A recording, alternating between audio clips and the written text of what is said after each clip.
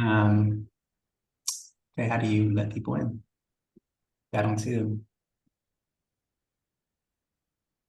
Let's see. Maybe they just got let in when you started it.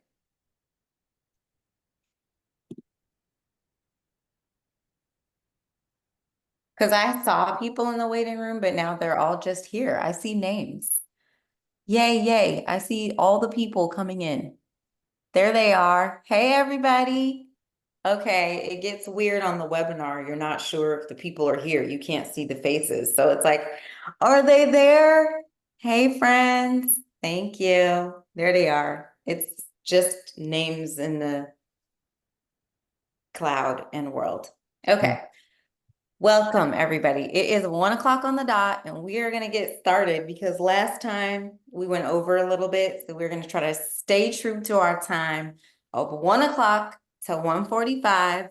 This is our second webinar. I'm logging in from Atlanta Metro. I'm Paris Williams. Put in the chat, if you can chat us where you're logging in from. This webinar is about strategic finance, navigating uncertain times.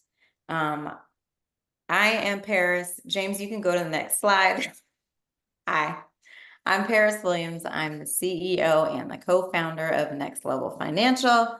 In our firm, we support busy, visionary CEOs who are not necessarily utilizing financial data in their decision-making. My background is actually in education and school leadership.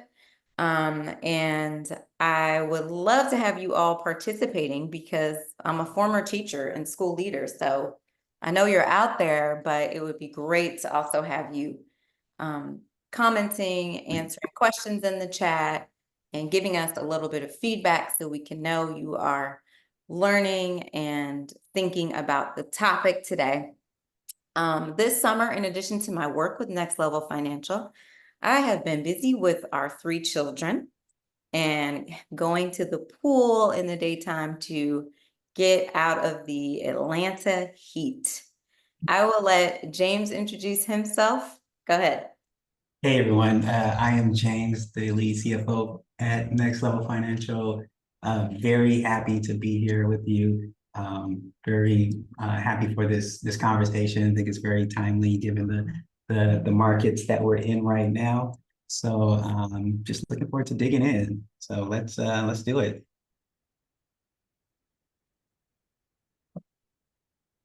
We are working on fixing the chat. Give me a second. I will work on fixing the chat so you all can engage in a minute. I'm going to just quickly introduce what we're going to be talking about.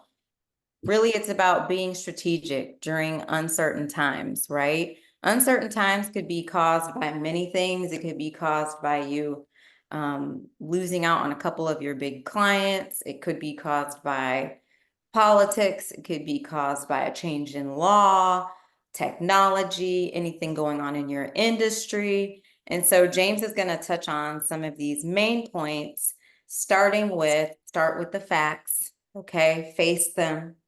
Next, internal continual improvement. So looking at the inside of your business, you know your business really well, and you know if there are adjustments that you can make. And then next, external, looking for new opportunities that could support you as you face those uncertain times. All right, so let's jump in. Okay, so we are going to start with the facts. Right. This section is titled Face the Facts. And the idea here is, I kind of got this title from Jim Collins. He is the author of a book called Good to Great. And what Jim Collins found in his study of good companies going to great companies is that good companies and good leaders always embrace what he called the brutal facts. So the brutal facts. So I didn't call this the brutal facts, but I call this facts. So face those facts. And conversely, with the other companies that were compared that were not as good, they were maybe good or mediocre, they did not face the facts. They sort of were just hope that things were going to turn out okay and be sort of just optimistic. And the idea is that you can be optimistic as well as facing the facts. So just know that things are going to get better, and that you can navigate through any challenges ahead. So let's face these facts. Okay, so I'm a finance person, right? So I've got to think about facts through a financial lens. And so when I think about facts, and if we are dealing with a problem or a situation, we can look at it through three different lenses. One, profitability, two, our pipeline, and then three, liquidity, right? Which is where it all sort of comes down to it. So let's look at this next slide. So we're going to jump in here.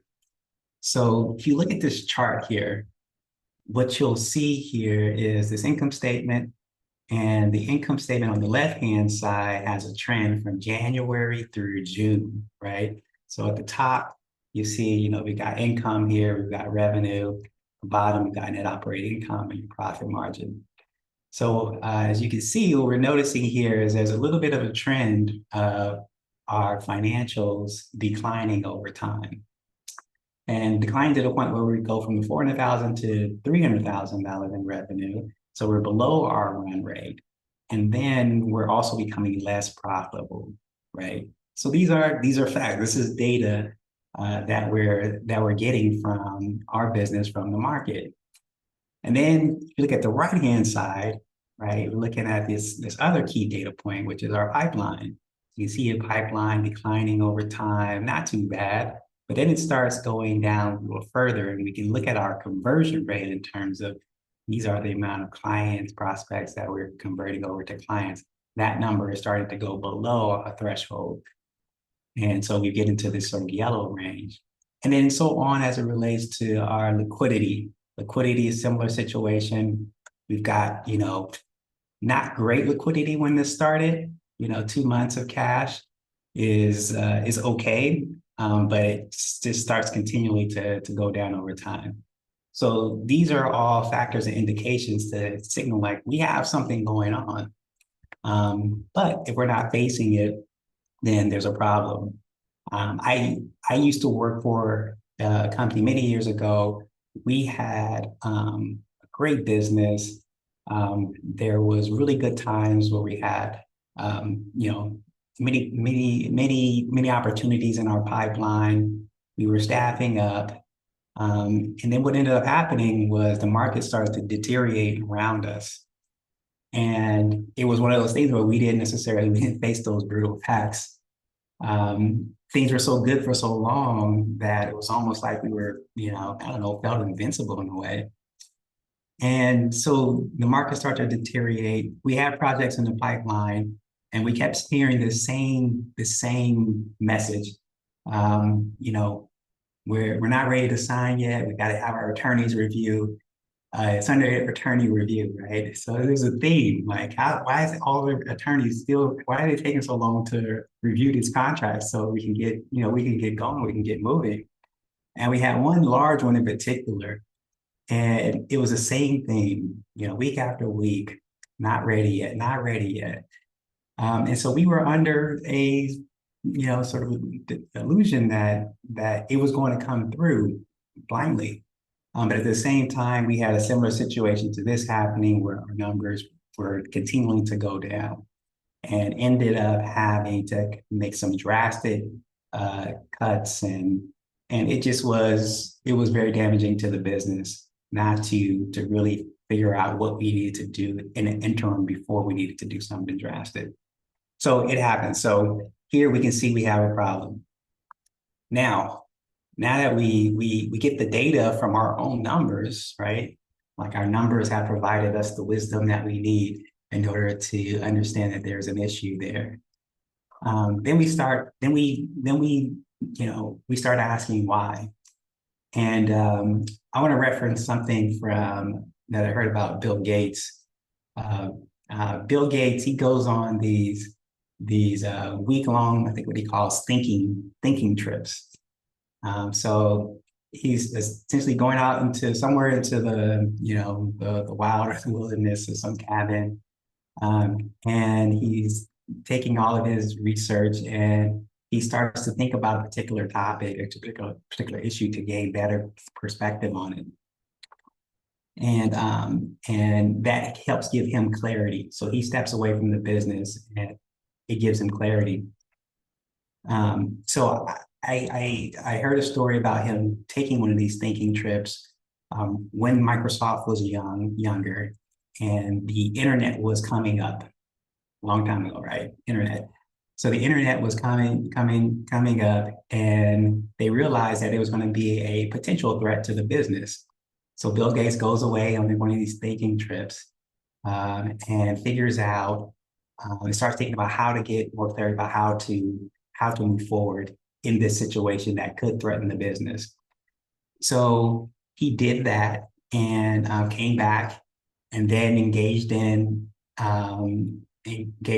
dialogue and debate and discussion with his team and other trusted advisors. And so I'm asking you to do the same thing, and for us as well.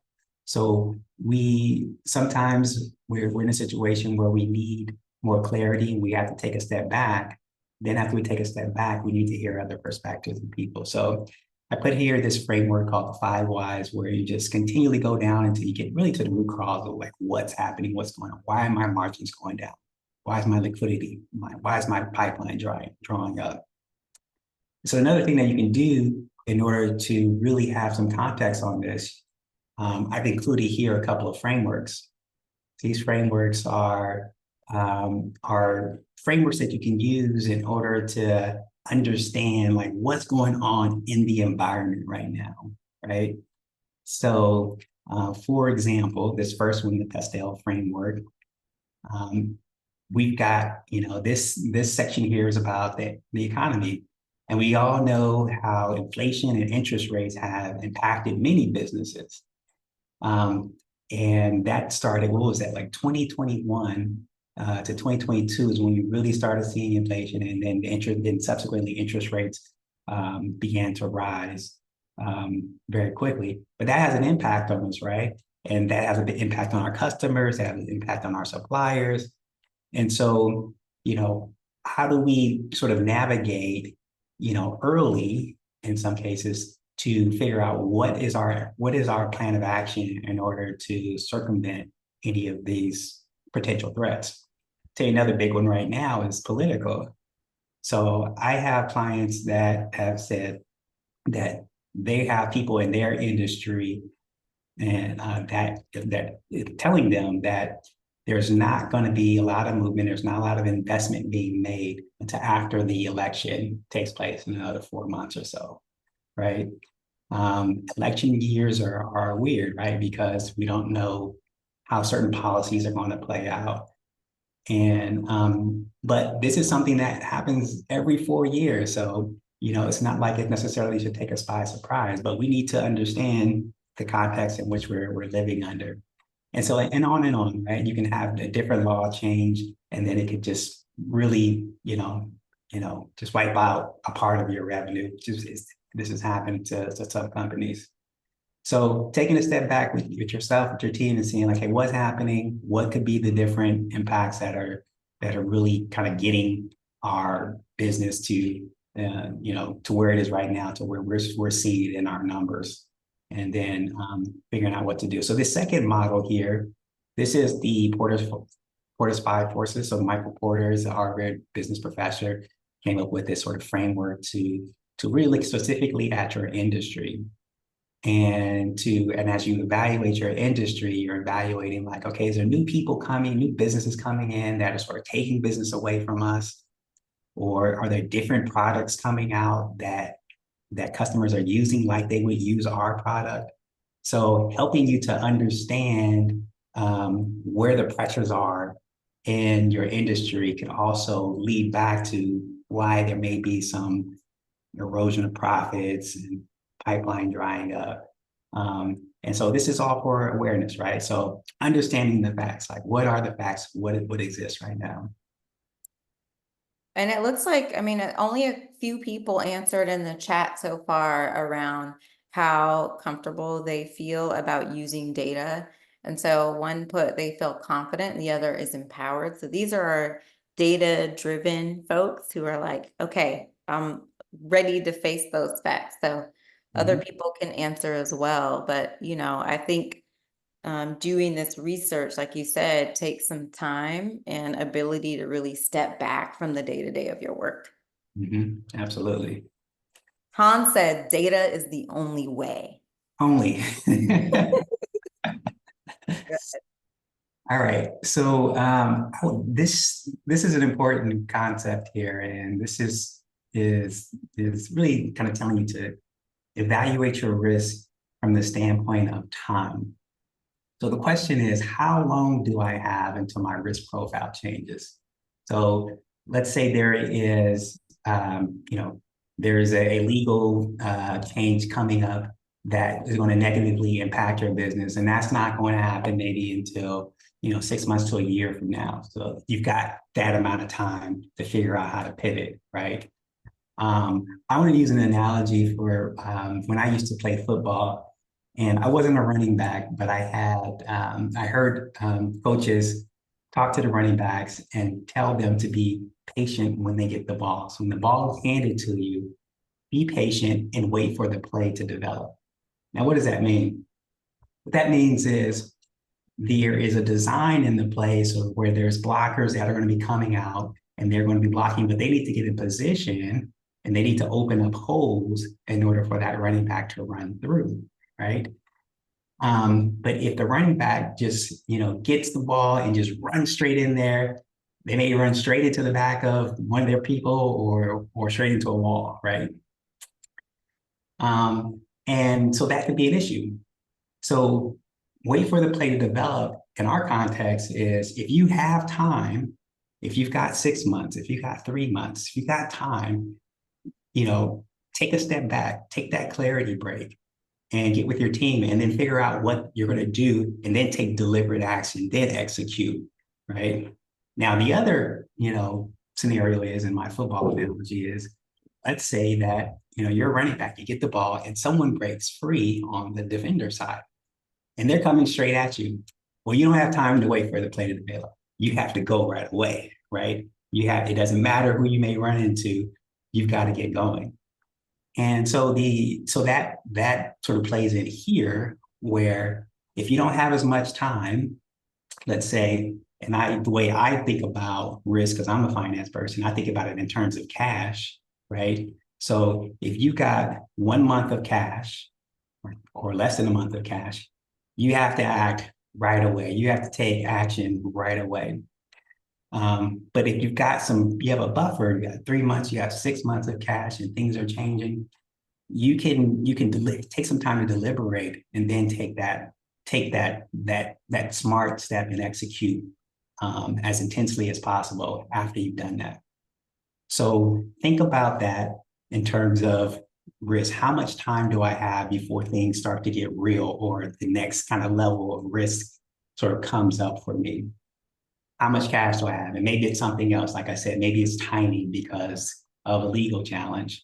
There's many other things, but think about how much time you have so that you don't rush blindly straight away into something that is not going to be the right move for you. But if you don't have much time, you have to go as soon as possible. All right, so we talked about the facts, right? The brutal facts. So we have to understand what those are. And we get that data from our numbers and we get that data from the environment, from what's going on. And we talk with trusted advisors, people out there that can help to add some perspective. And then we talked about it in the context of risk. Now we're going to turn into improving the business, right? So there's a story about so Steve Jobs, and many people don't remember this, but so Steve Jobs was actually fired from his own company. So he started Apple, right? Grew it, became a public company, and then got fired. And after he got fired from the company, he went on to do other things. But the company just started to stumble and have challenges. And it became a really mediocre company. And it got so bad to the point to where they asked him to come back. They say, can you come, can you come back? Because, there were thoughts of like a takeover of the company. It just got really bad. So when he came back, I'll tell you what he did not do. He did not launch new products. There was no iPod. You remember the iPod? That was one of the new ones. There was no iPhone, no iPad. He didn't start with any of that. He started with looking at the business and figuring out how can we make this business stronger? Like we're in a challenging situation right now, but how do we strengthen the core of this business? So at that point, he then brought in Tim Cook, who is now the CEO of Apple, because Tim Cook was a really strong operator. And they began to improve the business. So if you may remember, the Apple products, they used to have the Macs, they had all the different colors, and there was just a lot of different products. So they began to wean down all of the products and really focus on what was core and what was true to the business. So, so with that playbook, I say let's follow that and let's look at how we can improve our business right now, even amidst whatever is happening right now in the environment or in your industry. So let's improve the business. So when we talk about improving the business, at least from a finance perspective, we talk about productivity, like how do we improve productivity? And we're going to dive in a little more into that in a second. Pricing, how we optimize pricing. I'm not going to talk about that here because we talked about that a few weeks back when we did our pricing webinar. And then procurement. Procurement is how do we make sure that we're buying efficiently and at reasonable cost, and how do we make sure that anything that we're not using, we're just getting rid of waste. We don't have subscriptions and whatnot that we're not using that's hampering our cost levels. So the 3 Ps. Okay, so first we're gonna jump into productivity. So let's go back to Apple and Steve Jobs, right? It was about strengthening the internal parts of the business, right? So in this example here, I have what I call this is a value mapping. You call it a value stream, right? So it focuses on one key deliverable in the business or one key product in the business. So here, the company example here is a marketing agency. So with the marketing agency builds websites. So this is where you start in your value process. So the idea here is map out your process. Why map out the process? Because when you map out your process, you really understand and you really get down in paper in front of you, like what is really happening, and are all these things necessary and all these things value added, right? So I know you say, I got it in my head, I know what we do, I can tick through it, but there's something about putting it out in front of you and actually walking through it. So for example, here, it's like, we've got our major steps of onboarding process. We have the strategic development, we have campaigning, then we have execution, right? So then, then there's these sub-components of each of these particular major steps in your process. So as you look at your process, you identify what are the areas that we could do this better, faster, cheaper, right? And what is waste? What is just not adding any value? So you can see here, I looked at in the onboarding process, I've highlighted this gather client info. So an example is like, are there any efficiencies that we can get here?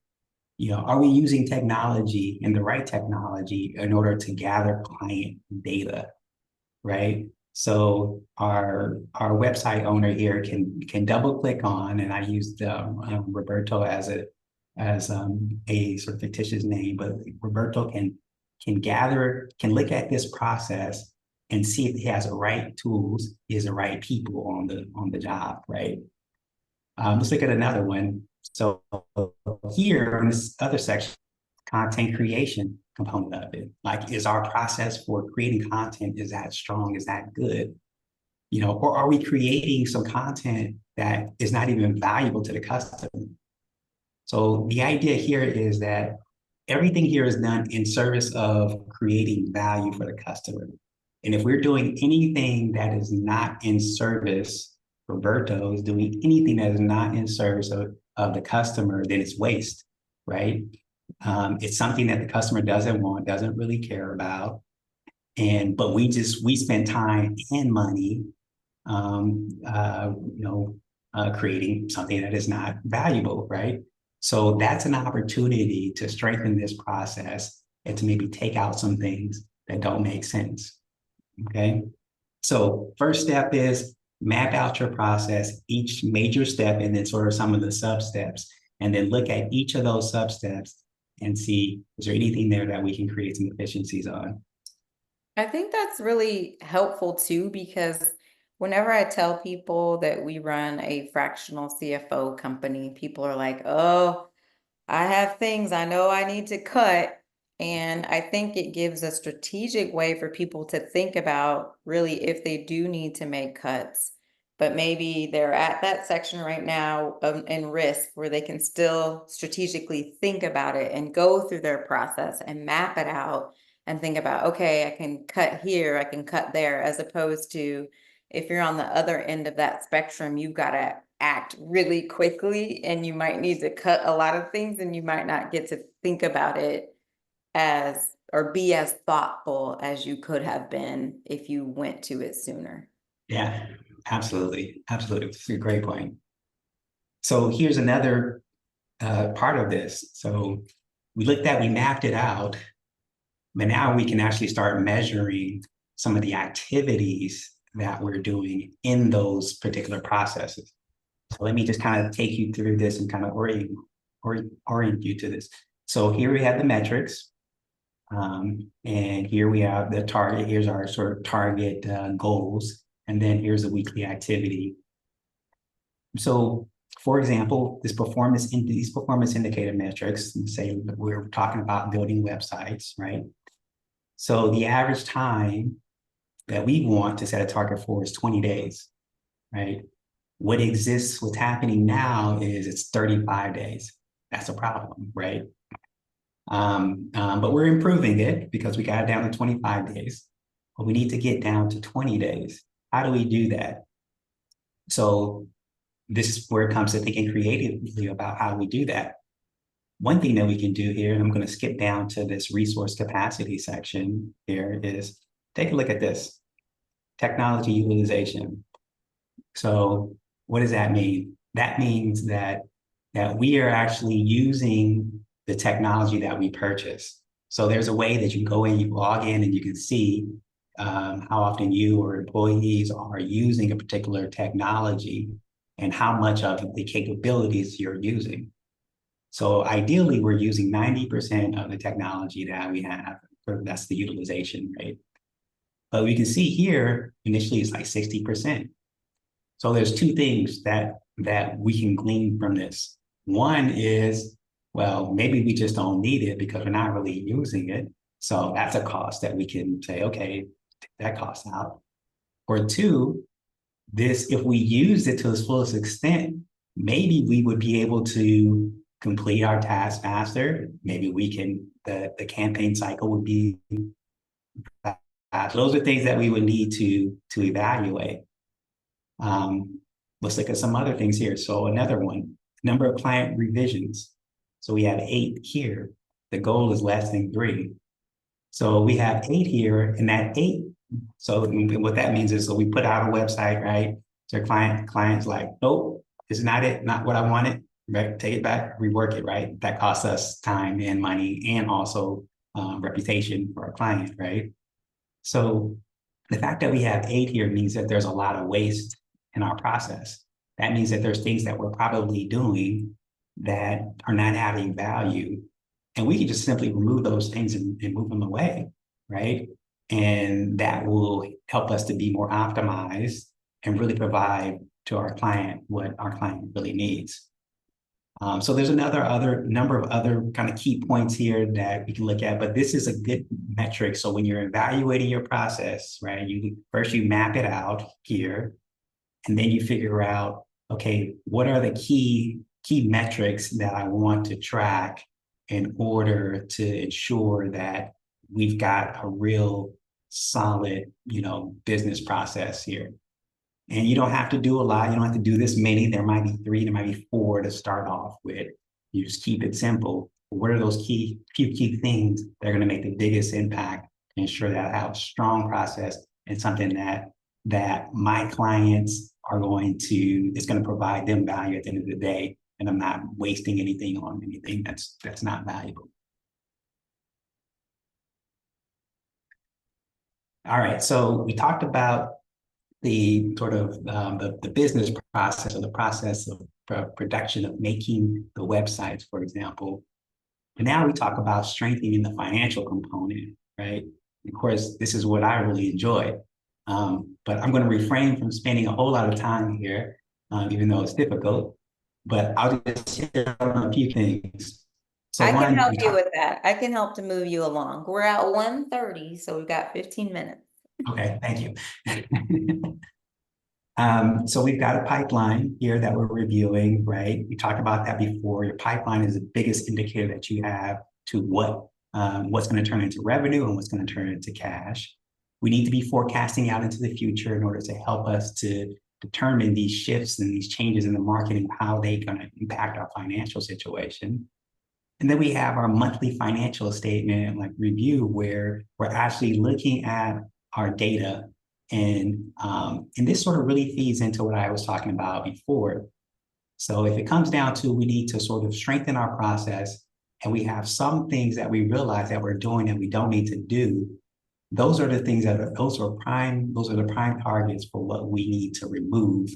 And we can reduce some of our costs straight away just from that without sort of harming the core of our business. So financial review, I'm going to talk a little bit about scenario analysis.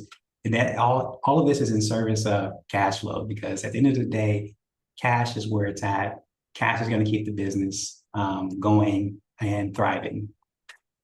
So let's look at an example here of a scenario analysis. So just imagine this, where we have our marketing example, right? Where we're building websites, we're building websites. We have an initial forecast that we put in place that we started at the beginning of the year with. But now things are changing in the market. We're seeing our margins be coming down. We're seeing cash come down. We're seeing our pipeline begin to dry up. Now we need to do some scenario planning. And the way that we do scenario planning is we kind of put together a little model, and I put together a basic model that's behind this particular image here. And we sort of start asking these questions. So think about this over a 6-month term. So, for example, in our scenario with our marketing company, if revenue is down 25% below what our original expectation was, what does that do to our cash? And assume we cut no costs. Let's see, we keep all the costs. We keep the same cost structure in place with 25% revenue. In this scenario, we then go down to, we'll be at 1 month's worth of cash, which is not a good thing, right? We don't want to be here. However, if our revenue declines 25% and we say, you know what, we are going to cut our costs by 25%, what does that do to our cash? And then that puts us here where we have 2 months of cash. So the idea here is to sort of project out, if this happens, if revenue goes down, we have options. We can cut nothing, we can cut 25%, or we can cut 50%, right?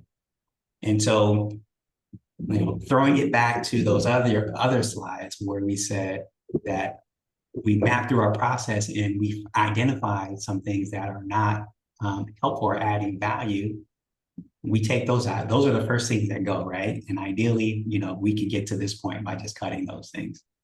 But then we may also look at the employee utilization and say, oh man, my employees are not being utilized because there's not a lot of work. But then maybe you start strategizing around that and say, okay, maybe we do part-time work, or maybe we do temporary 1099, whatever the case is, right? So, but this kind of starts to give you a way to start thinking strategically about if this happens, then what do we do? If revenue goes down, then what do we do? And what position does that leave us in? All right, so we're going to bring this section on home, which is the improving the business. So if you don't have a scorecard, a company scorecard, please get one, or please develop one. And the reason for that is it gives you an absolute pulse on your business. It is a way to predict the future, right? Because you're looking at key leading indicators that will predict what will be what's going to happen potentially in the future for you. So let's look at this. And there's three major sections, and the goal is to have between, I think EOS says 5 and 15, not too many, but just those key ones that are going to help you to manage your business. So the question is, what's our pipeline looking like? And you can look at your pipeline week after week, right? And if things start to erode, then you're able to see what's happening. And by the way, just by this being color-coded, you can kind of see where things are. You don't even need to know what the numbers are, right? At a glance, you can see what the state is of your business. And in this particular situation, this business is not doing very well. So pick out what those key indicators are. You can see I have the average company cycle time, like how long it takes to build a website, right? This is your productivity, your operations.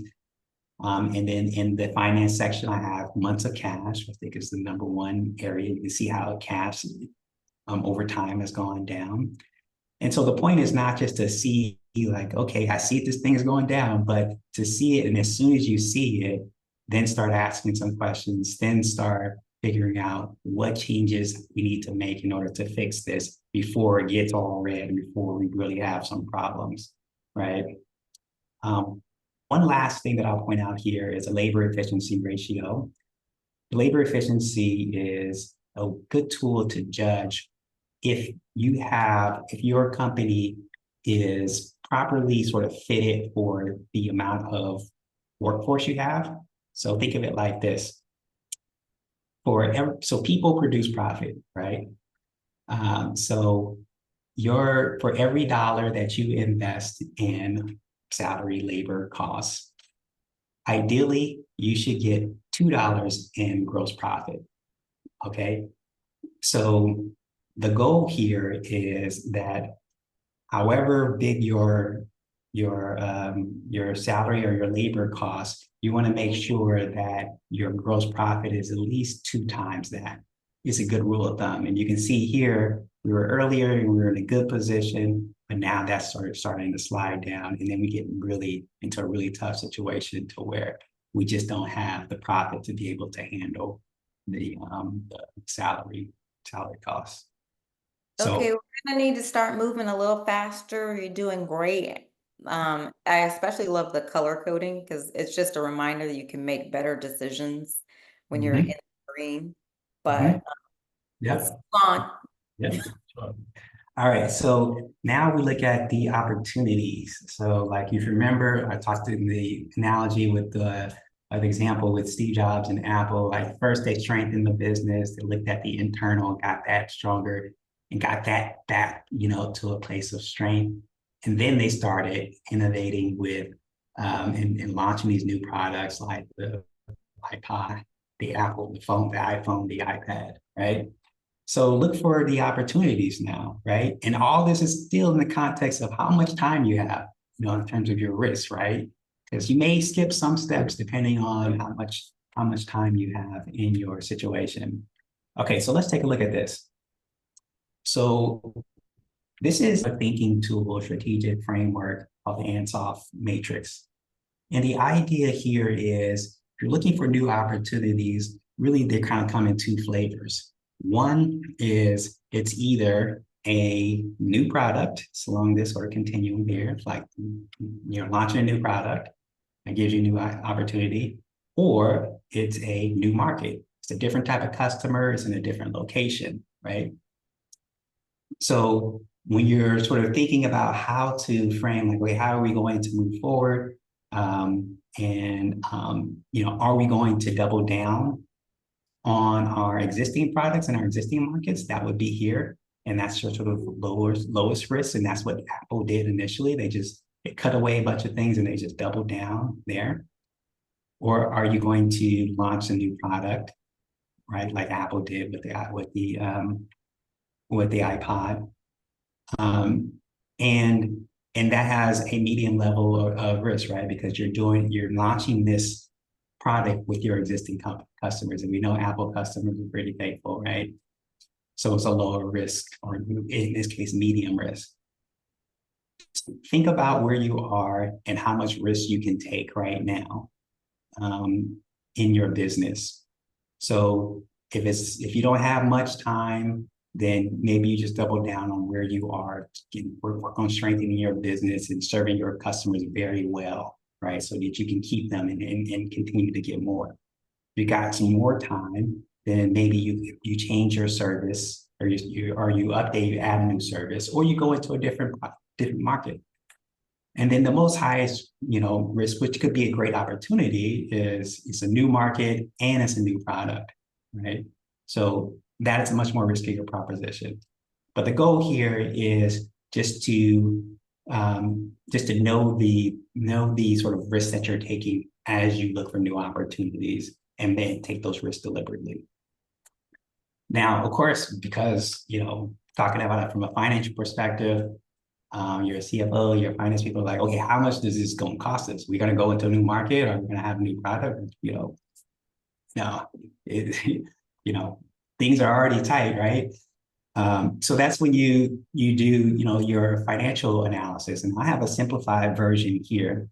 But the key thing that I want to bring home is when you're figuring out that new product. So let's say this is your existing income statement, your existing numbers. You have 3 million in revenue, got about $1 million in profit. So set aside, don't blend in these costs or income. Set aside, what do I think is going to cost me to develop this new product, or go into this new market? And in this case, in year one, it's $35,000 in cost here, and your cost of goods sold could be personnel, and then marketing, $25,000 in marketing in this simplified example. And you believe that you're going to be able to profit 30,000. So that represents a 50% return on investment. So it's the 30,000 divided by this total cost here, this $60,000 cost. Okay. So my rule of thumb is that if you're going out to launch a new service, new initiative, that you project at least a minimum of 50% return on investment for that particular year, or within a year or two. And the idea is that you don't want to just let it drag and languish. You want to make sure that you have a good, profitable venture. And if it doesn't make that 50% return, you move on to the next one. And then, and so on. You can see in year two, revenue goes higher, costs pretty much stay the same here and go lower. And then you have a greater level of return on investment for that particular year. But overall, it's a very profitable venture. So the goal here is put some analytics to it, look for a minimum of 50% return on any new venture that you go out on. All right. Okay. All right. So we're wrapping up here.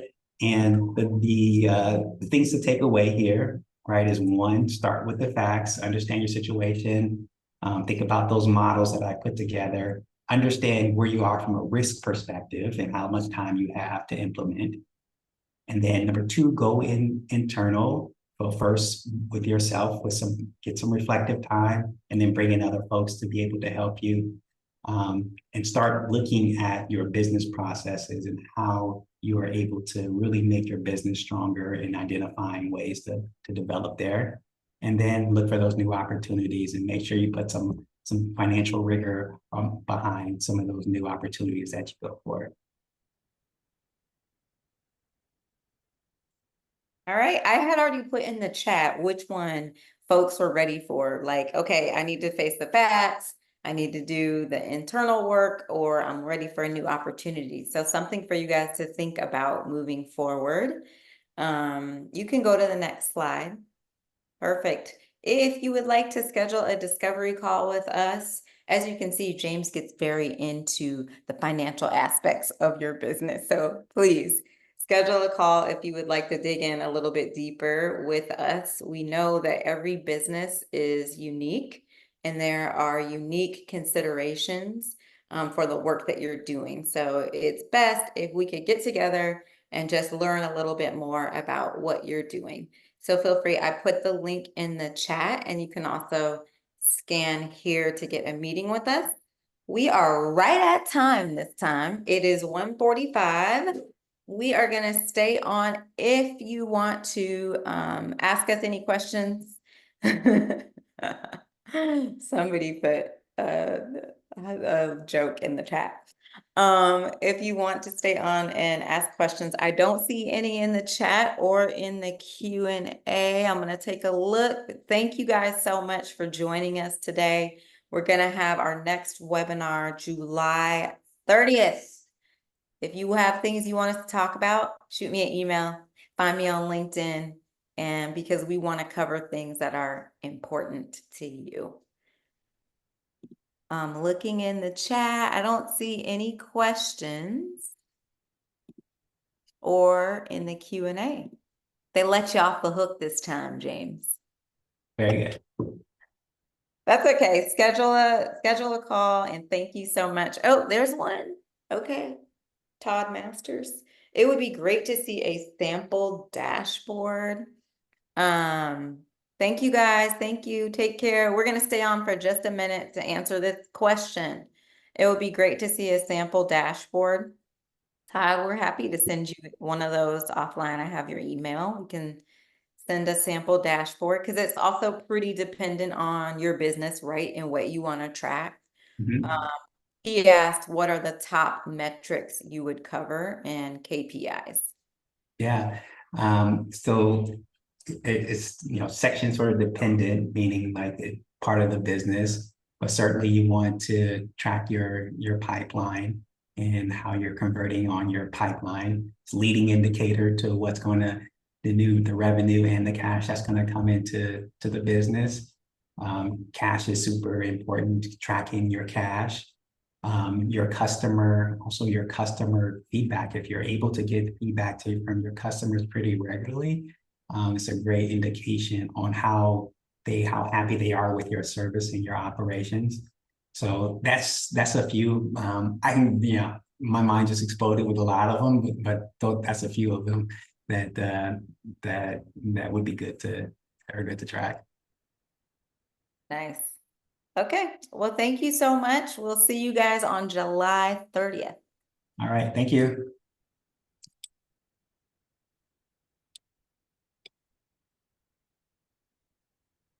$147. I think it ended. I'm going to leave. It says it's still recording. Okay. So let me leave webinar.